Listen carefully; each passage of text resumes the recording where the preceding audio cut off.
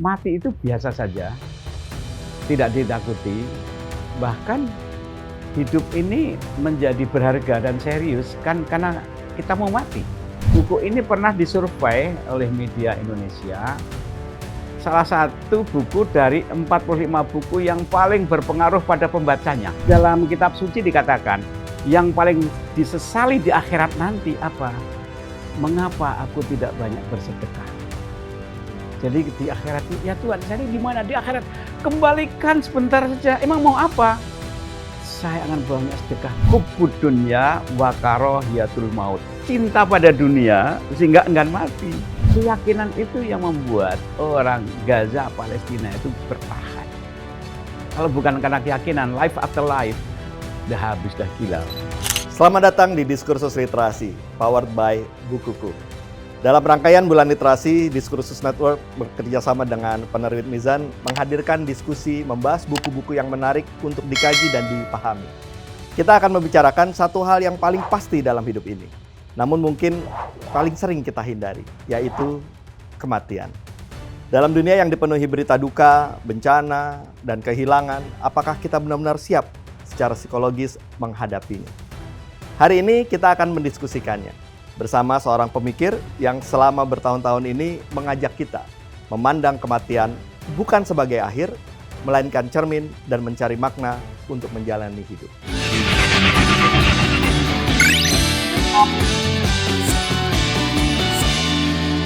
Kita akan membahas sebuah buku dengan judul menarik, Psikologi Kematian.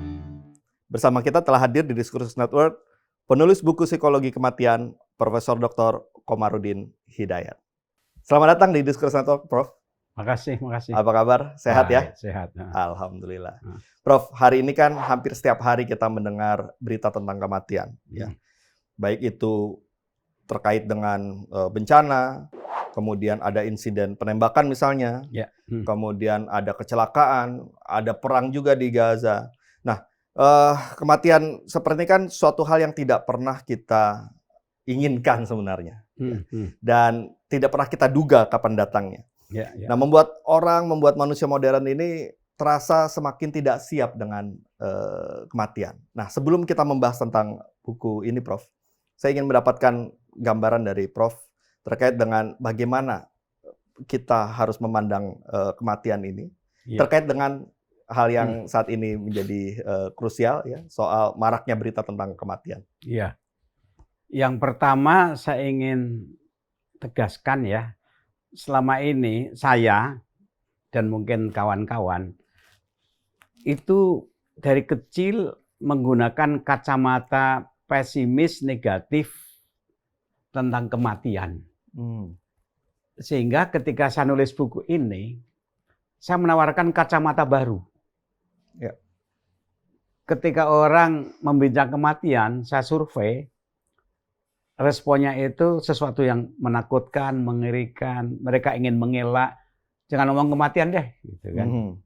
Nah, yang menarik ya, setelah kami workshop dan juga para pembaca buku saya, mereka mengalami suatu perubahan bahwa mati itu biasa saja, tidak ditakuti, bahkan hidup ini menjadi berharga dan serius kan karena kita mau mati. Saya suka tanya gini, bayangkan orang bersiap-siap lomba maraton. Mengapa mereka mau lari? Karena ada garis finish. Dan mungkin ada jurinya, ada hadiahnya. Tapi bayangkan kalau Anda lomba lari, nggak ada garis finishnya, Anda nggak akan mau lari. Nah, bayangkan orang yang takut mati. Kadang saya simulasi, saya bagi kertas. Anda maunya hidup berapa tahun sih? Coba tulis. Kalau Anda takut mati, emang Anda mau hidup seterusnya. Coba bayangkan, andaikan Anda tidak mati. Malah sengsara loh hidup itu. Iya, ya. Jadi bicara kematian itu sesungguhnya bicara tentang kehidupan. Kalau kita bicara kematian, maka hidup menjadi lebih serius dan bermakna. Nah, ada dua cara pandang melihat kematian. Satu, apakah mati itu akhir dari segala-galanya? atau kematian itu awal dari hidup baru. Oke. Andaikan mati itu mengakhiri segala-galanya, cerita hidup tidak menarik dijalanin. Orang berbuat baik mati, tutup buku. Orang jahat mati, selesai, nggak ada cerita lagi. Orang berjuang habis-habisan sampai dia itu berkorban, mati sama saja dengan yang penjahat. Ibarat nonton film, tidak menarik dijalani hidup ini kalau tidak ada kelanjutan hidup. Jadi kematian di baliknya ada kehidupan lagi. Itu memberikan satu harapan, memberikan batasan fondasi moral yang kokoh. Ya. Kalau hidup itu terus saja nggak ada matinya, repot juga. Ya, betul. Bayangkan kalau Anda umurnya 200 tahun mungkin malah bingung kan. Malah bingung. Kawannya siapa? Bagaimana menghabisi hidup yang terlalu panjang ini? Ya kalau sehat, kalau sakit gimana? Iya, betul, Bro. Gitu kan? Dan kalau saja tidak ada kehidupan lagi, itu juga tidak menarik. Nah, oleh karena itu hidup ini serius ketika kita itu dibatasi waktu.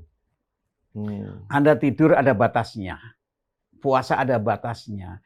Bahkan kapan Anda serius belajar? Ketika Anda sudah tahu kapan jadwal ujian. Ya, biasanya begitu. Ya betul, gitu kan? Betul. Anda maraton tahu berapa lama lagi garis finishnya. Anda libur berapa lama lagi libur. Jadi hidup ini dibatasi waktu, dibatasi. Karena batas itulah kemudian kita menjadi bijak memanage kehidupan. Termasuk juga kematian. Oleh karena itu, kedua konsep kematian itu bagi orang beragama ya, ada ungkapan yang indah mati itu, pulang, rajin pulang.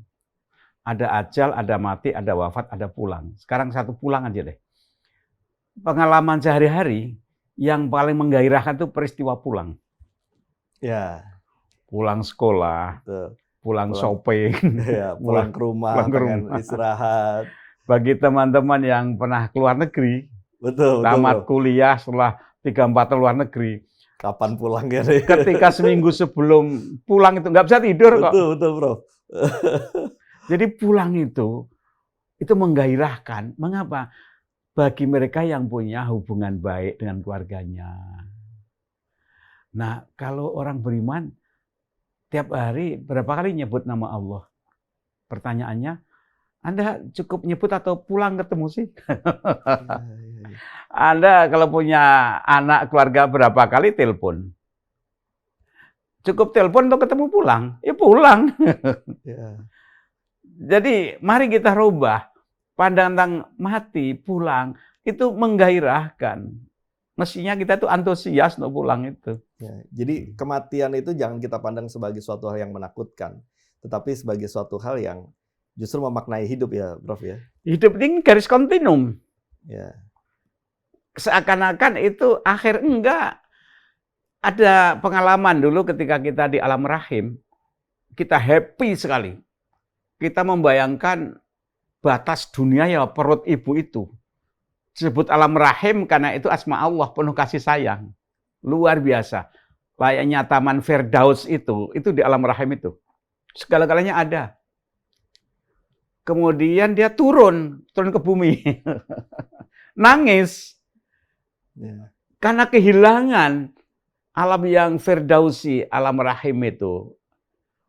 Tapi ternyata lama-lama senang di dunia ini. Lebih luas, lebih indah, lebih banyak pilihan gitu. Berbagai pengalaman di alam macam-macam. Ketika lahir kan nangis kan. Iya. Dan lama-lama enak juga ya. Akhirnya orang lebih cinta kepada dunia. Nah, padahal nanti di balik kematian lebih indah, lebih luas lagi gitu. Tapi kita takut, nggak mau. Layaknya kita nggak mau keluar dari alam rahim, nggak taunya lebih indah. Kira-kira gitu pandangan orang beragama itu yakin bahwa di sana itu ada kelanjutan yang jauh lebih indah, lebih banyak pilihan hidup itu.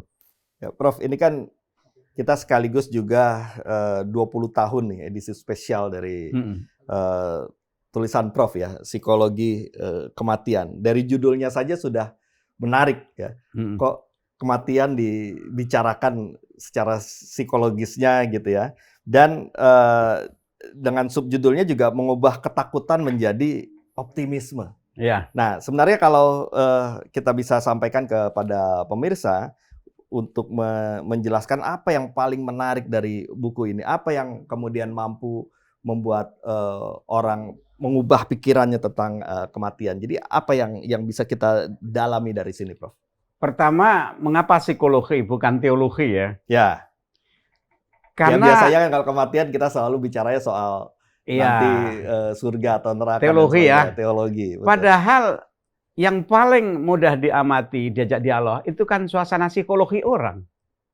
Ya, bagaimana membayangkan kematian, meresponi kematian, itu kan masalah emosi, masalah psikis. Sementara yang mati kan tidak pernah lahir kembali cerita. Iya. Jadi kalau ditanya, sungguhnya kita tidak tahu kematian apa, belum pernah ngalami kok. Yang ngalami juga nggak kembali lagi kok. Tapi kita punya beberapa argumen. Satu ya, kitab suci, pengalaman orang NDE, near death experience, kemudian analisis filsafat dan seterusnya, dan itu menjadi argumen bagaimana sesungguhnya kematian menurut filsafat, bagaimana menurut pengalaman orang dan seterusnya. Bagi orang beragama ya kitab suci, tapi tinggal kitab suci juga dapat dukungan analisis dari ilmu-ilmu yang lain. Itu psikologi. Nah, berikutnya, buku ini pernah disurvei oleh media Indonesia. Salah satu buku dari 45 buku yang paling berpengaruh pada pembacanya. Oh, oke. Dan saya mendapatkan apresiasi dari sekian banyak pembaca. Jadi kalau toh itu cetak ulang 20 kali wajar sekali. Wajar sekali. Karena apa ya, merubah mindset tadi. Bahwa meninggal itu tidak perlu ditakuti, itu biasa saja. Orang itu takut karena tidak tahu, tapi setelah tahu ternyata enak juga ya, gitu. Jadi seringkali hidup ini kita membayangkan dengan rasa takut, tapi setelah dijalani ternyata tidak takut. Ya. Banyak sekali. Jadi saya bisa maklumi mengapa orang takut. Tapi setelah kami jelaskan tidak begitu, gitu. Pengalaman orang mati suri misalnya itu mengembirakan bahwa kematian sebuah pembebasan. Memang kalau pandangan pesimis, negatif, kematian itu apa ya, suatu kekuatan yang tidak terkalahkan. Ketika lahir kita itu tidak apa-apa, kemudian kita ingin memeluk segala-galanya. Dari kekayaan, jabatan, popularitas, luar biasa. Dan ketika mati itu hilang semuanya. Nah, orang itu karena begitu melekat pada dunia yang kuat sekali, attach kuat sekali, maka kematian itu mengerikan. Merampas semua jerih payahku. Gitu. Ya. Itu pandangan orang materialistik seperti itu. Ya. Nah, jadi kan justru kalau kita membaca ini, Prof, kita justru malah bisa memaknai hidup ya. Hidup yang tadinya kita anggap ketika nanti kita akan mati, kita akan kehilangan segalanya. Tapi kalau kita berpikirnya secara positif, meskipun kita tidak tahu, tapi kita membayangkan bahwa ya kematian itu ada suatu hal yang indah juga, sama seperti sebelum kita lahir gitu ya. Nah itu justru hidup kita akan bisa menjadi bermakna ya, Prof ya? Ada satu pengalaman, pengakuan refleksi orang-orang bahwa hidup yang paling berbahagia, ini pilar-pilar kebahagiaan, itu kan bukan kelimpahan materi ya. Tapi beyond materi, kebahagiaan itu. Penangan batin gitu misalnya. Batin, moral. Saya di situ menjelaskan orang yang paling dasar itu kan hidup kan physical happiness. Makan, minum, duduk yang dengan empuk, mobil, itu ke physical happiness. Tapi lama-lama itu kan bersama umur kan hilang. Happiness bukan di situ. Yang lebih tinggi lagi kan intellectual happiness. Orang belajar, berbagi ilmu, itu lebih happy dibanding punya uang, berbagi knowledge. Ada lebih tinggi lagi moral happiness. Orang itu bahagia ketika dia diterima lingkungannya, dia bermakna bagi lingkungannya, dia berbuat baik. Saya terkesan dengan Warren Buffett itu, yang kekayaannya 5 kali APBN kita. Dia punya pesan, kalau dia meninggal, 90% hartanya dihadiahkan, disedekahkan buat lembaga sosial. 90%. Orang heran bertanya, loh Mengapa tidak kau kasihkan pada anakmu? Saya tidak ingin anak saya itu sibuk hidup hanya ngurus warisanku. Saya ingin anakku tumbuh, dia pejuang kehidupan, bukan yang ngurus warisanku. Gitu. Jadi kebanggaan orang tua bukan karena materi kan? Kebanggaan orang tua kan melihat anaknya tumbuh. Bukannya ngurusi satpam warisan orang tuanya. Nah, lihat anaknya tumbuh dan juga apa yang selama ini dia kumpulkan, harta, materi dan sebagainya bermanfaat untuk banyak orang kan gitu ya? Oh iya. Jadi kebahagiaan hidup itu ketika merasa dirinya bermakna bagi orang lain. Dan nanti lebih tinggi lagi ada spiritual happiness. Bahwa ada happiness yang pada dimensi spiritual. Kayak mencintai, itu kan spiritual. Nah ini lebih-lebih cintanya dialamatkan pada Dia yang Maha. Mana yang lebih happy dibanding rasa cinta hidup ini? Oke. Berarti Prof, kalau misalnya kemudian dengan kita membaca buku ini, kemudian kita melihat kematian bukan sebagai suatu hal yang menakutkan, dan itu bisa menjadi suatu hal yang indah. Buku ini kita harapkan juga bisa menjadi bahan refleksi ya bagi semua orang ya. Dan memberikan optimisme. Optimisme. Gini, memberikan harapan. Immanuel Kant tuh pernah mengatakan gini, satu, moral itu dibangun, satu percaya pada Tuhan. Ini sejalan dengan agama aja. Saya pinjam kanannya untuk membandingkan aja. Pada Tuhan. Kedua, ada life after life. Sebab kalau nggak ada kelanjutan hidup, banyak sekali ketidakadilan yang terjadi di dunia ini. Proses pengadilan itu kan tidak pernah beres di dunia ini. Hakimnya dibeli dan seterusnya. Maka harus ada life after life, dan harus proses keadilan, yaitu Tuhan yang Maha Adil. Harus di sana. Dan ada reward and punishment. Dengan itu kemudian orang itu sadar bahwa hidup ini tidak akhir segala-galanya. Dan orang yang kurang ajar, hati-hati. Bahwa kalau toh sekarang kau merasa menang, nanti dulu. Hidup ini belum berakhir. Kepercayaan tentang hukum tabur dan tuai ini diakui secara universal oleh orang beragama maupun tidak. Siapa berbuat baik kembali baik, orang berbuat jahat kembali jahat, itu karmic law. Dalam bahasa Sanskerta karmic law, tapi itu dalam sebenarnya bahasa saja. Intinya hukum sebab akibat. Itu diterima, diakui dalam semua kitab suci. Dan itu memberikan satu kepastian moral dalam hidup itu. Orang akan terdorong untuk berbuat baik, orang akan takut untuk berbuat jahat, melakukan kejahatan, justru karena sadar bahwa ya nanti akan berbalas setelah saya mati. Iya, itu kan absolute law gitu. Ya, betul. Hukum sebab akibat itu ada yang berlaku sekarang di dunia, tapi ada yang berlaku juga tahunan, tapi ada yang nanti setelah kematian. Misalnya, kalau malam Anda tidak tidur, ya siang jangan nyopir. Karena ngantuk, nanti nabrak. Nabrak itu akibat, tidak tidur itu sebab. Sebab akibat. Kalau Anda tidak sarapan, ya lapar. Lapar itu akibat, tidak sarapan penyebabnya. Kalau ketika muda tidak belajar, malas, ya kalau besar nanti bodoh, gitu kan. Itu sebab akibat yang durasi time responnya itu ada yang menit, ada yang tahun, ada yang lama, ada lagi yang life after life. Jadi itu absolute law, hukum absolut tentang cause and effect, dan itulah namanya takdir. Takdir itu hukum sebab akibat. Nah ini kan Prof, meskipun ini berjudulnya psikologi kematian, lebih bicara soal bagaimana mindset ya, bagaimana cara pikiran kita bekerja dan batin kita memaknai gitu ya.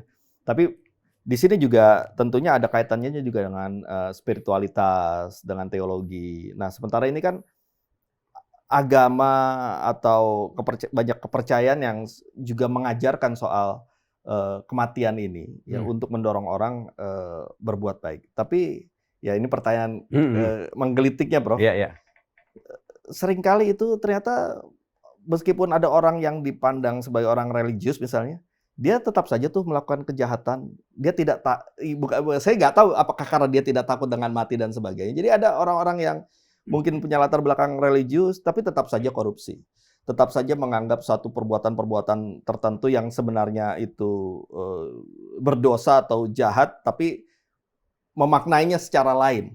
Nah, Iya. ada apa fenomena ini, Prof? Iya, itu karena produk lingkungan, pemikiran, itu menentukan juga mindset cara pandang kehidupan dunia ini. Kalau Quran mengisyaratkan gini, pertama kita itu punya dimensi fisik, jasad, ya kan? Kemudian ada dimensi nafas, jiwa, psyche. Ada dimensi intelektual, penalaran. Orang ada yang sudah cukup dengan 3 ini. Physical, psychological, dan intelektual sudah cukup. Orang sekuler cukup itu. Tapi jangan lupa, dalam diri itu ada dimensi aspek spiritual. Ruh. Tuhan meniupkan ruh dalam diri kita. Ruh itu ibarat sumber elektrik atau baterai. Kalau itu hilang, meninggal, wafat, walaupun badannya, otaknya, sarafnya utuh, nggak berfungsi. Dan roh itu yang abadi. Hakikat diri kita yang sejati itu kan rohani. Ya. Makanya ketika bilang, ini pikiranku, ini badanku, ini umurku, ini pendapatku, kunya itu siapa?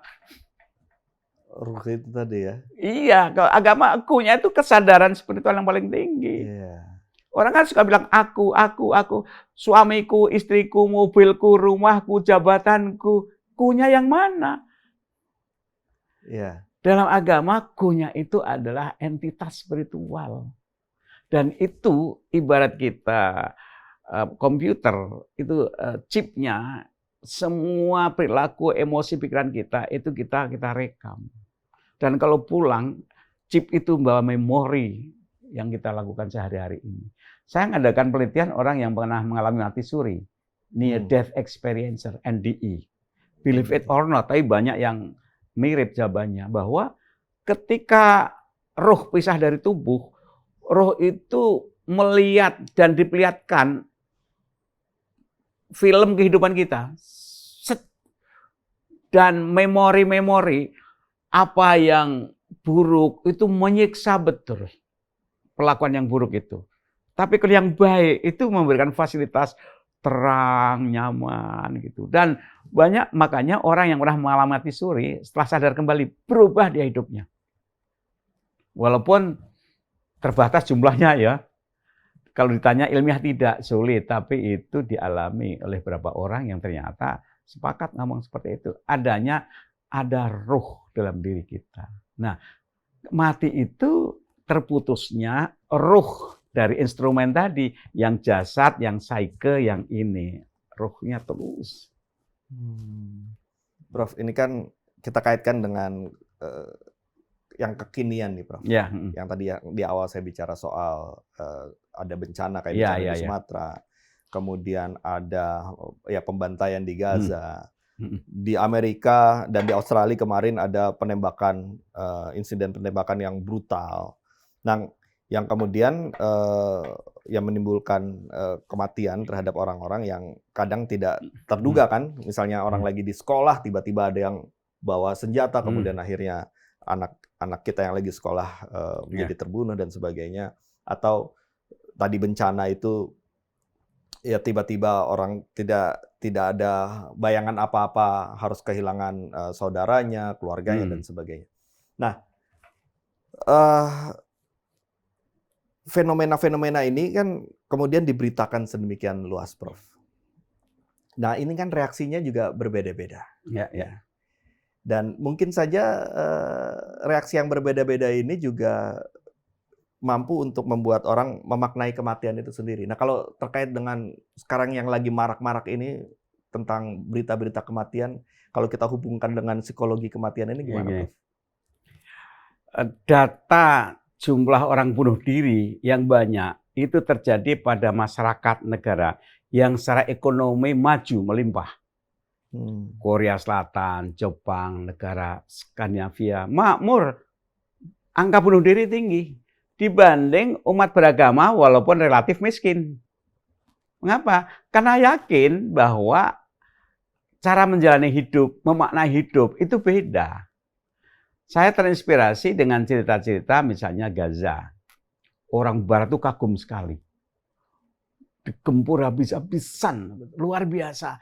Tapi masih tetap sholat, senyum. Dan mereka berdoa, hidup, wajar. Orang Barat, kalau kami udah gila seperti itu, ternyata mereka tidak. Mengapa? Yakin bahwa yang meninggal itu pindah alam saja. Pindah. Yakin sekali. Keyakinan itu yang membuat orang Gaza, Palestina itu bertahan. Kalau bukan karena keyakinan, life after life, udah habis, udah gila orang itu. Ya. Seharusnya keyakinan yang seperti itu semakin baik ketika semakin banyak orang yang juga punya keyakinan yang sama ya, Prof. Termasuk misalnya di Indonesia ini ya, ya tentunya dengan dibantu kalau kita membaca psikologi kematian ini, kan kita harapkan pengaruh dari apa yang Prof tulis ini benar-benar bisa menyebar seluas-luasnya. Nah jadi ya memang saya juga berharap ya semakin orang berupaya untuk mencari makna tentang hidup, dia akan mencari, termasuk ya mencari literatur, mencari sumber-sumber yang bisa membantunya untuk semakin memahami dan memaknai hidup ini. Dan salah satunya menurut saya juga buku psikologi kematian ini ya. Jangan dipahami bahwa buku ini eskapis, lari dari kehidupan. Justru sebaliknya, membangun kehidupan. Dalam kitab suci dikatakan, yang paling disesali di akhirat nanti apa? Mengapa aku tidak banyak bersedekah? Jadi di akhirat itu, ya Tuhan, jadi di mana di akhirat? Kembalikan sebentar saja. Emang mau apa? Saya akan banyak sedekah. Ternyata kalau saya sholat, kebaikannya sepanjang saya sholat aja. Kalau puasa, pahalanya sepanjang saya puasa saja. Tapi dia melihat ketika bersedekah, terus sepanjang sedekahnya itu membantu meringankan kehidupan orang, itu memberikan dividen terus kebaikan di alam kubur. Makanya sedekah itu bisa dilakukan bagi orang yang produktif hidupnya. Jadi disitulah arti berkah, manfaat. Harta yang berkah, jabatan berkah, ilmu yang berkah. Artinya berkah itu apa? Satu, semakin mendekatkan kehusuan, syukur pada Tuhan. Kedua, semakin mendatangkan manfaat, meringankan beban orang lain. Itu berkah. Jadi harta yang berkah, harta yang memberikan dampak manfaat bagi masyarakat. Jabatan berkah, dengan jabatan itu dia membantu orang, nolong orang. Ilmu yang berkah, dengan ilmu dia membantu orang. Dan kematian itu mengajarkan itu. Islam mengajarkan itu. Bukannya kemudian kita eskapis, udahlah kita mau matilah, ngapain dunia. Tidak. Justru kebaikan di dunia dan akhirat itu dijemput. Ya. Doa kita kan, dunia hasanah, akhirat hasanah. Ngapa? Dunia dulu. Ajaran agama itu sulit diwujudkan kalau tidak didukung ilmu dan kekayaan materi. Gimana kita sedekah kalau kita miskin? Gimana nolong orang kalau kita bodoh dan miskin? Jadi maka bicara kematian itu berarti bicara membangun kehidupan yang produktif dan meaningful. Pesan Prof ini harus benar-benar bisa tersampaikan kepada orang-orang yang mendapatkan privilege ya, Prof ya. Entah itu misalnya pejabat-pejabat publik, entah itu pengusaha-pengusaha, atau berbagai orang yang kemudian mendapatkan amanah-amanah tertentu, jabatan-jabatan tertentu, dan sebagainya. Karena justru ketika mereka mendapatkan privilege seperti itu, mereka harus mensyukurinya dan menganggap bahwa ya karena itu amanah, maka ya sedekahkanlah apa yang diamanahkan ini untuk kepentingan masyarakat. Ilmu, jabatan, harta. Dulu buku itu suka saya gunakan referensi corporate culture di beberapa perusahaan. Karena kalau baca sendiri itu paling 7%, 13%. Tapi kalau dibaca bersama untuk training itu bisa 60% terserap isi buku. Jadi ada keluarga kita kumpulkan diskusi buku itu. Itu dampaknya besar. Perusahaan juga begitu. Jadi training-training perusahaan itu harus ada sentuhan spiritualitas yang mendorong produktivitas. Nah ini menarik Prof. Jadi membaca buku ini disarankan juga kemudian mendiskusikannya, gitu ya. Jadi tidak hanya ya bolehlah menjadi pengalaman bagian dari pengalaman pribadi, pemaknaan pribadi, tapi akan lebih bermanfaat lagi kemudian ketika kita mendiskusikan bersama Semacam tentang workshop. semacam workshop. Iya, itu Betul, lebih betul. bagus. Betul. Ya. Jadi kan kita bisa sharing pengalaman juga terhadap apa yang kita alami dalam hidup, apa yang kita temukan di dalam buku Psikologi Kematian ini, dan saling berbaginya itu bisa saling menguatkan justru tentang makna soal hidup itu sendiri ya, Prof. Nah, kata menguatkan penting gini ya. Kalau Anda itu punya problem, bergaulah dengan orang yang punya nasib serupa, nanti kan berkurang problemnya. Tapi kalau Anda bahagia, ketemu orang bahagia, akan meningkat kebahagiaannya. Oke. Jadi dalam satu forum session workshop misalnya, siapa orang yang pernah ditinggal keluarga terdekat? Semua orang pernah mengalami. Mungkin suami, mungkin istri, mungkin anak, mungkin orang tua. Saya jadi bisa membandingkan rasanya ditinggal orang tua, tinggal suami, istri, dan anak. Itu beda-beda responnya. Dan bagaimana cara mereka solusinya. Ini menarik. Jadi dengan buku itu sungguhnya sebagai pintu gerbang pemandu untuk sharing pengalaman hidup. Yang dari saya diskusi dengan Prof ini ya, itu memang membuat kita mengubah mindset kita dari rasa takut ya menjadi ini nggak perlu menjadi hal yang ditakutkan nih. Ini bisa suatu hal yang kemudian menambah kaya hidup kita dalam memaknai hidup gitu ya. Nah, jadi kalau menurut saya ya buku ini memang ya saya meyakini ketika kemudian dibaca, diperdalam, itu semakin banyak orang yang, mudah-mudahan semakin banyak orang yang tergerak untuk menjadi orang yang baik. Ya, orang yang berusaha beramal, orang yang berusaha tadi bersedekah, membagi ilmunya, menjalankan tugasnya dengan baik untuk masyarakat. Itu kan harapannya seperti itu ya, Prof ya. Saya pernah tanya Bapak-bapak, Ibu-ibu, pernahkah Anda naik pesawat turbulen sehingga takut? Pernah, takut sekali. Yang Anda lakukan apa? Berdoa. Apa yang paling Anda takutkan? Minggu depan anak saya wisuda, bulan depan anak saya perkawinan, gimana bisnis saya, gimana. Jadi mereka itu bukan takut mati, enggan berpisah dari dunia karena cinta dunia. Enggan berpisah dari dunia. Iya, itu bukan takut mati. Takut, iya. Oke. Yang bahasa Arab namanya hubbud dunya wa karahiyatul maut. Cinta pada dunia sehingga enggan mati. Bukan takut mati, tapi enggan berpisah. Iya. Ya karena selalu menganggap bahwa perpisahan akan hidup itu suatu hal yang menyakitkan. Karena sudah attach, menyatu. Ibarat kalau saya pakai baju, udah melekat, dilepaskan berdarah-darah. Justru harusnya kita balik ya, Prof. Orang ketika, ya anggaplah meskipun ini harapannya adalah orang tidak memandang kematian sebagai suatu hal yang menakutkan, tapi kekhawatiran yang muncul akan kematian harusnya didasarkan pada kita menyesali ketika kita kurang berbuat di dunia ini. Karena itu berlomba-lombalah kita memanfaatkan waktu kita ketika kita hidup, agar ketika kita mati nanti kita sudah siap dengan bekalnya, kan gitu ya, Prof ya. Orang-orang sufi banyak yang ketika mau meninggal itu tersenyum aja, sebut wafat. Wafat itu kan artinya hari panen, hari wisuda. Oke. Jadi meninggal dengan baik itu kan summa cum laude bagi saya. Tuntas gitu ya. Iya, yang sedih yang ditinggal, yang meninggal senyum aja dia. Iya. Karena dia tahu, dia yakin sekali di sana itu lebih baik. Mati itu pembebasan dari semua derita-derita dunia. Iya. Bukan kehilangan, tapi pembebasan. Iya, betul. Ya, bagi orang-orang yang memang sudah banyak berbuat, tentu menjadi seperti itu ya. Karena itu ya kita harus mendorong orang ya banyak berbuat baiklah, supaya nanti pada saatnya tiba, maka kita bisa wafat dengan tadi senyum itu. Kalau kita belajar, yang dicari apa? Wisuda kan? Iya. Meninggal itu wisuda. Betul. Setelah kita berjibaku dengan belajar, menulis, bikin tugas dan sebagainya, kalau nilainya cum laude, nah itu kan pasti bahagia. Ya, jadi hidup juga begitu. Jadi ketika meninggal tiba itu kayak wisuda. Ya.